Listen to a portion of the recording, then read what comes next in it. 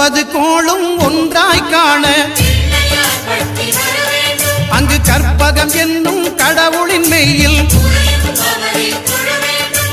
9 கோளும் ஒன்றாய் காண